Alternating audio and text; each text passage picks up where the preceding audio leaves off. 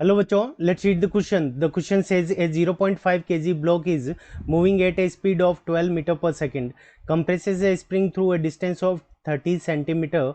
When its speed is halved, the spring constant of the spring will be in Newton per metre. ठीक है बच्चों, सो हमें क्या निकालना है कि ब्लॉक है जो कि 12 मीटर पर सेकंड की स्पीड से मूव कर रहा था इनिशियली, और 30 सेंटीमीटर तक वो स्प्रिंग को क्या करता है, कंप्रेस कर देता है, और उसकी स्पीड क्या हो जाती है, हाफ हो जाती है. तो उस कंडीशन के अंदर स्प्रिंग कांस्टेंट क्या होगा वो हमें फाइंड आउट करना है इस स्प्रिंग का.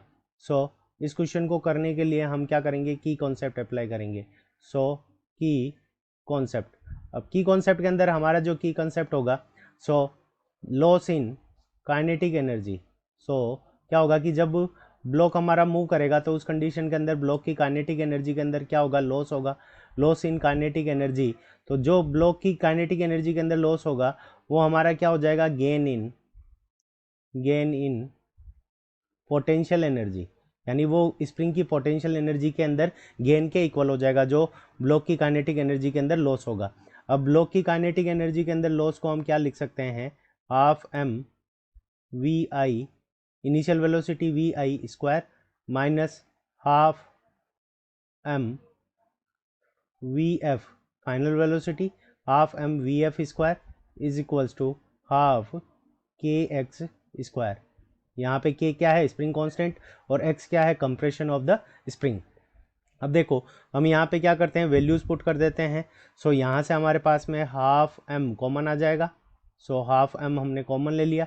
वी आई की वैल्यू कितनी है, 12, और वी एफ की वैल्यू वी आई से हाफ है, तो यहाँ पे आ जाएगा V I square minus V I की हाफ है, so V I square divided by 4.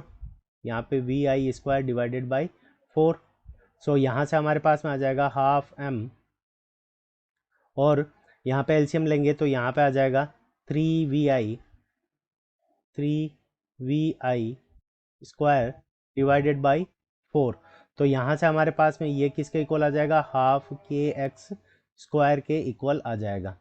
So यहाँ पे हाफ के एक्स स्क्वायर के इक्वल आ जाएगा ये.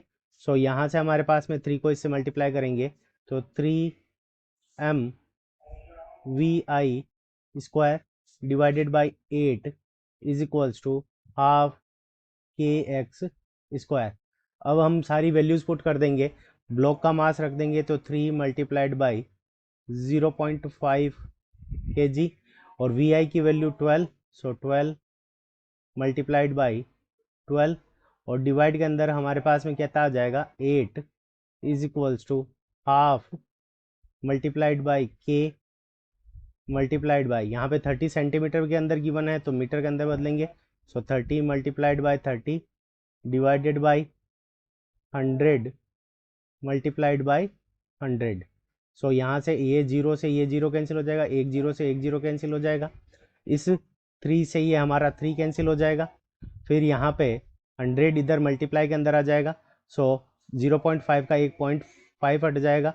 सो यहाँ से आ जाएगा 50 मल्टीप्लाइड बाई 12 मल्टीप्लाइड बाई 12, और यहाँ पे ये 2 भी क्रॉस मल्टीप्लाई के अंदर आ जाएगा, तो अपॉन यहाँ पे 12 multiplied by 3 multiplied by 8 is equals to, ये हमारा क्या आ जाएगा, के इक्वल आ जाएगा. अब यहाँ से हम कैंसिल करेंगे तो यहाँ से हमारे पास में कितना आ जाएगा 1, और यहाँ पे कितना आ जाएगा 4. अब 4 से कैंसिल कर देंगे 4 और 2, यहाँ पे ये हमारा कितना आ जाएगा 8.